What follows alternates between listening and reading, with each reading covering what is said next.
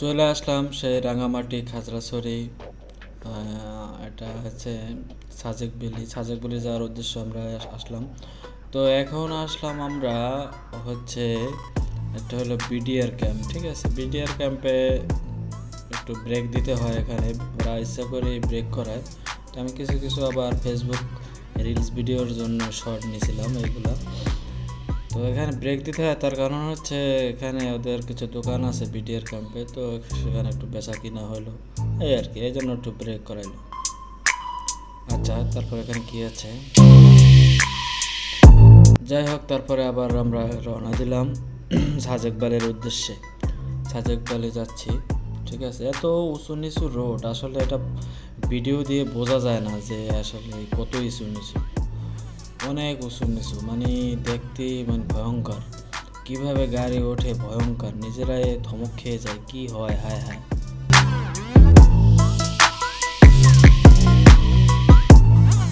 এই যে সামনে দেখতে পাইতেছেন, এটা কিন্তু অনেক ভয়ঙ্কর রাস্তা, ঠিক আছে।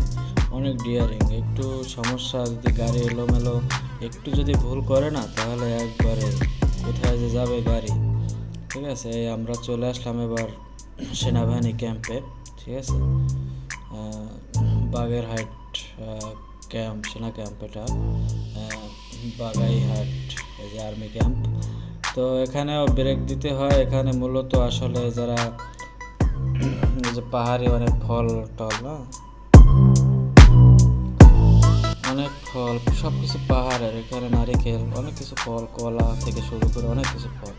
এই যে মাঠটা দেখতে পাইতেছেন, ঠিক আছে। এই মাঠটা হচ্ছে আপনার এখানে সব গাড়ি জমা হয়, ঠিক আছে। এটা 10টার দিকে, সকাল 10টা কি 11টার দিকে সব গাড়ি ছাড়া হয় সেনাবাহিনীর অধীনে। সব গাড়িগুলো এন্ট্রি করা হয়, সব লিপিবদ্ধ করে, তারপরে এখান থেকে গজ এখান থেকে সাজেক ভ্যালির উদ্দেশ্যে তারপরে ছাড়া হয়। এখানে আমরা এই যে 10টা পর্যন্ত ওয়েট করছি, এখানে পৌঁছে গেছি আমরা গত 8:30টায় পৌঁছে গেছিলাম। তো এখানে অনেকক্ষণ ওয়েট করছি, ঘুরছি ফিরছি, তারপরে একটু ঘোরাফেরা করলাম, অনেক জায়গায় খাওয়া দাওয়া করলাম, নাস্তা করলাম, তারপরে একটু হাঁটাহাঁটি করলাম, তারপর সময় কাটাইলাম।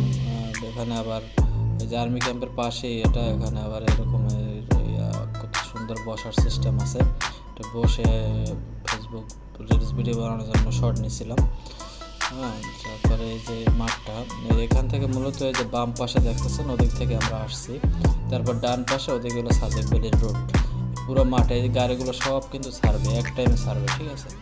তো অলরেডি ছাড়ছে, 10টা 11টা বাজে যেতেছে, ছাড়তেছে। তো এখন আমরা যাবো আর কি সাজেকের উদ্দেশ্যে, ঠিক আছে। সাজেকের উদ্দেশ্যে রওনা দেবো আমরা। আমাদের গাড়িটা একটু পিছনে ফেলাইছে, আমরা যেহেতু ফার্স্ট সিরিয়ালে ছিলাম, কিন্তু আমাদের গাড়িটা পরে ছাড়তে বলছে, ঠিক আছে। তো পরে ছাড়লো ওরা, এক এক সময় এক এক সেনাবাহিনীর অধীনে, তো ওরা যে সময় যেটা ছাড়ে। এই আমরা যাচ্ছি সাজেক ভ্যালির দিকে, এই যে অনেক গাড়ি যাচ্ছে, আমাদের গাড়িও যাচ্ছে অলরেডি, ঠিক আছে। এই যে রাস্তাগুলো খুবই উঁচু নিচু, মানে এতটা খারাপ, আবার কখনো উঁচু কখনো মনে হচ্ছে যেন ওঠাই সম্ভব না। এই যে দেখছেন কত উঁচু জায়গা ছিল, ওদিকে ওঠাই সম্ভব না। আবার নামতে গেলেও কিনাবাটা, অনেক পাহাড়ের উঁচু, তো পাহাড়ের ঢাল তো অনেক, ঢালো থেকে তাকাইলে ভয় লাগে খুব। সন্ধ্যা হয়ে গেল, সন্ধ্যার প্রায় হয়ে গেল। তারপরে আমরা একটা রিসোর্টে ছিলাম, রিসোর্ট ভাড়া নিয়েছিলাম আমরা, 12-13 জন গেছিলাম তো অফিস থেকে।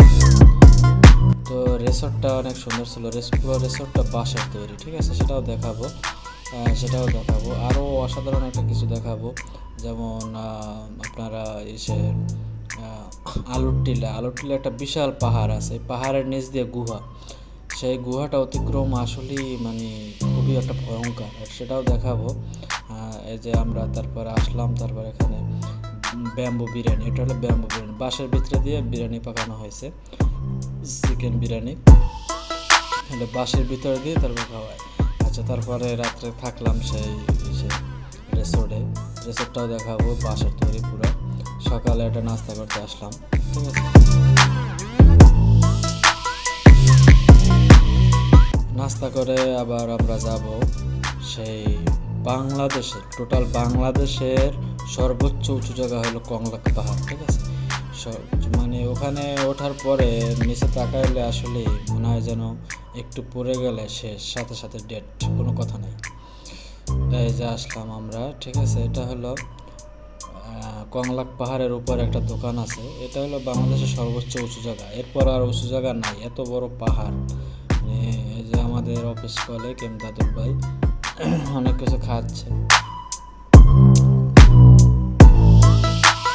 এত বড় উঁচু জায়গা মানে কখনো উঠি নাই। তো এখানে ওই যে তার হাতে দেখতেছেন লাঠি, লাঠি নেওয়ার কারণ হচ্ছে আমার হাতে লাঠি, সবার হাতে লাঠি নিয়ে উঠছি এখানে।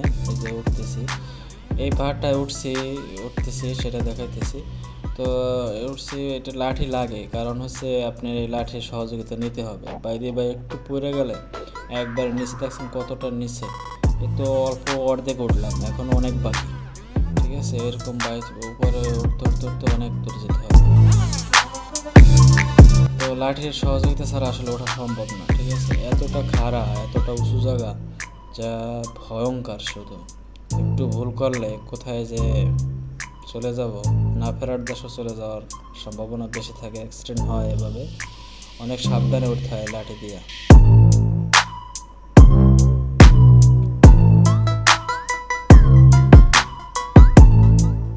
মানে কংলাক পাহাড়টা এত বড় উঁচু, উঠতে খুব একটা ডিয়ারিং।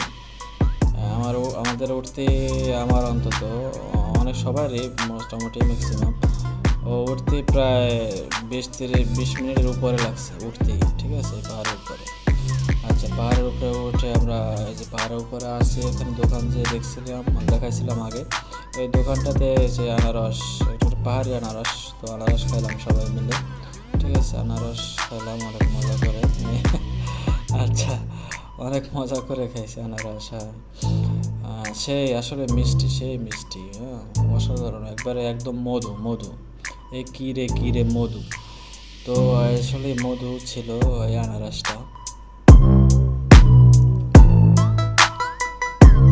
তারপর দেখাবো আসলে এই পাহাড়টার আসলে কি অবস্থা, ঠিক আছে। পাহাড়ের আশেপাশ থেকে একটা ভিডিও করে দেখাবো কি অবস্থা দেখা যায়, কত উঁচু সেটা দেখাবো, কত উপরে। তো ভিডিওতে আসলে বোঝা যায় না, আপনারা যদি সেখানে যান আসলে অন্যতম একটা অভিজ্ঞতা, ঠিক আছে। প্র্যাকটিক্যালি বুঝতে পারবেন যে সেখানে কংলাক পাহাড়ের পরে আবার পাশে নিচে আবার এগুলা উপজাতি মেয়েরা এগুলা বাঁশ দিয়ে অনেক কিছু পাওয়া যায়। বাঁশ বিরিয়ানি, বাঁশের চা, ঠিক আছে, ব্যাম্বো বিরিয়ানি, তারপর ব্যাম্বো যে জিনিসপত্র, ওরা বাঁশ দিয়ে যে, এটা একটা মাম পট, এটা আমি নিচ্ছিলাম আমার মেয়ের নাম করে। তো এখানে নাম লেখাচ্ছি, নাম আমি লিখে দিছি, ঠিক আছে। তো আমার মেয়ের নাম এটা নিতেছি, এটা হলো মাম পট, ঠিক আছে। একটা মাম পট আর একটা মগ, ঠিক আছে। 150 টাকা নিয়েছিল, আর এই যে লিখে দেয় তাতে 50 টাকা, তার মানে 200 টাকা, ঠিক আছে। 200 নাকি, হ্যাঁ, 250 বা 100 টাকার মতো খরচ হয়েছে লেখালেখি সহ। 2 সেরে লেখা হবে না?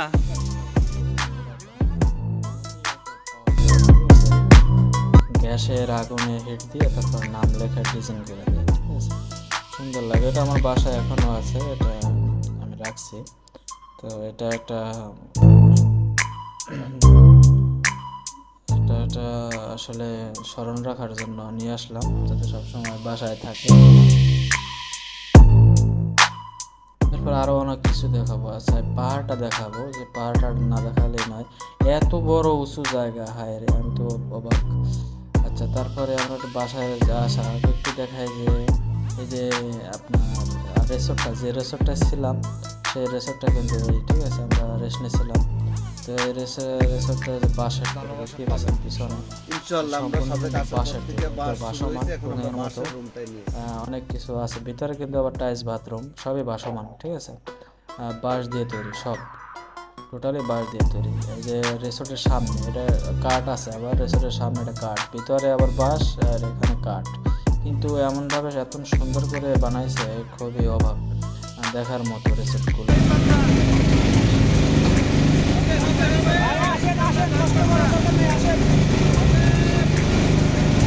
থাকলাম এখানে রিসোর্টে, পরের দিন আবার কংলাক পাহাড়ে যাইতেছি এখন।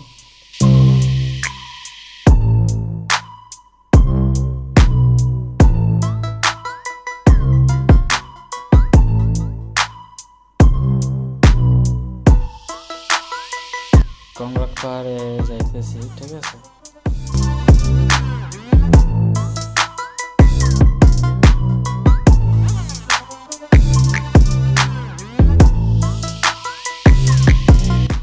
সবাই আমরা, ঠিক আছে। এখানে আমাদের 2 গাড়ি লাগছে, টোটাল অফিসের কলেক্ট সহ আমাদের 2 গাড়ি লাগছে। তো আমার গাড়িতে আমরা ভিডিও করতেছি, পিছনে এক গাড়ি আছে আমাদের, ঠিক আছে। পিছনে ওই যে গাড়ি দেখা যাচ্ছে, ও গাড়িটাও আমাদের, আমরা এক টিমের 12 থেকে 11 জন, মেবি 11 জন গেছিলাম আমরা। সে আসলে অনেক বড় অভিজ্ঞতা হইলো, ভালোই লাগলো, অনেক ভালো লাগলো, ঠিক আছে। আকাশে আচ্ছা, কংলাক পাহাড়ে উঠলে এত দেখা যাবে, মেঘ ধরা যায়, মনে হয় যেন মেঘ উড়ে যাচ্ছে, এরকম। তো আমাদের সময় যে সময় গেছিলাম ওই সময় হচ্ছে শীতের, মোটামুটি শীত ছিল একটু, তো ওই সময় আসলে মেঘ অতটা ইয়ে করা যায় না। তবে গ্রীষ্মকালে গেলে হয়তো মেঘটা ভালো করে দেখা যেত।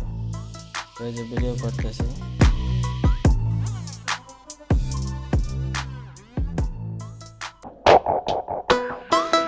গ্রীষ্মকালে গেলে বিশেষ করে বৈশাখ জ্যৈষ্ঠ, অর্থাৎ ফেব্রুয়ারি মাসের পরে গেলে, ফেব্রুয়ারি মার্চ এপ্রিলের দিকে গেলে, এপ্রিল মের দিকে গেলে মেঘ ভালোভাবে দেখা যায়। তো এই যে বুটোটির পিছনে দেখতে পারতেছে মেঘের মতো, কিন্তু কুয়াশা ছিল, মেঘ তেমন বোঝা যায় না, ঠিক আছে। একটু কুয়াশা ছিল, কারণ শীতের শেষের দিকে তো, যেন মেঘ বোঝা যায় না। যাই হোক, দেখাবো সেই কংলাক পাহাড়, বাংলাদেশের সর্বোচ্চ উঁচু জায়গা, ঠিক আছে। আমরা এখানে নামলাম এসে, ঠিক আছে, যাইতেছি। তারপরে এখনো যাওয়া শেষ হয়নি। আচ্ছা, এখন মাঝে মাঝে অনেক ভিডিও নিয়েছি, যতটুকু পারছি, তো দেখানোর জন্য চেষ্টা করবো, ভালো ভালো জিনিস দেখানোর চেষ্টা করবো। সবচেয়ে বিশেষ কথা হলো যে সেই আলুর টিলের যে পাহাড়ের নিচ দিয়ে গুহা, বিশাল পাহাড়ের নিচ দিয়ে গুহা, সেটা দেখা মিস করবেন না, দেখাবো। এই হচ্ছে কংলাক পাহাড়, ঠিক আছে। এগুলো সর্বোচ্চ উঁচু জায়গা, আমরা সর্বোচ্চ যে জায়গাটায় ওঠা যায়, ঠিক আছে, সেই জায়গাটায় আছে। এটা যে কয়শো, স্বাভাবিক জায়গা থেকে যে কয়শো কিলোমিটার, অনেক বড় উচ্চতা। তবে এই পাহাড়ে আমরা উঠবো, এটা দূর থেকে দেখা গেছে ঘরবাড়ির মতো একটু, কিন্তু আমরা ভাবছি যে এত বড় পাহাড় হয়তো ইন্ডিয়ার ভিতরে, কিন্তু ওখানে সম্ভব না। পরে জানলাম যে না, আমরা ওখানেই যাব। তখন তাকাই দেখি, হায় এবার ওখানে কিভাবে যাব, অসম্ভব। এভাবে অত উঁচু জায়গায় আমরা কিভাবে উঠবো, এত উঁচু জায়গায় কীভাবে উঠবো, দেখছে না ঢাল, মানে এখানে কয় কিলোমিটার যে হবে স্বাভাবিক জায়গা, এটা হিসাব করা যাচ্ছে না, অনুমান করা যাচ্ছে না, দেখতেই ভয় লাগে, দেখছেন কত খারাপ, ঠিক আছে। তারপর পরে আসলাম হেলিপ্যাড পাহাড়, এটা হলো দ্বিতীয় সর্বোচ্চ উঁচু জায়গা, হেলিপ্যাড। এখানে হেলিকপ্টার পড়তে পারে, পাহাড়ের এটা মাথায় একবার, ঠিক আছে। এখানে হেলিকপ্টার পরে, তো আমার অফিস কলিগ সহ আমরা সবাই ভিডিও নিলাম, ঠিক আছে। হেলিকপ্টার পরে ওই জায়গায়, তারপর আমরা দেখা শেষ, এরপরে যাচ্ছি, এবার আলুর টিলায় যাবো, ঠিক আছে। আলুর টিলায় যাইতেছি, আলুর টিলায় সে বললাম যে সেখানে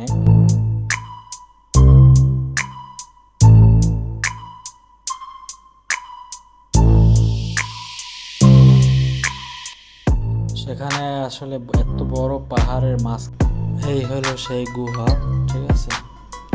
এই হলো সেই গুহা, অনেক বড় গুহা, ঠিক আছে, খুবই ভয়ঙ্কর গুহা। আসলে এখানে অতিক্রম করা অনেকের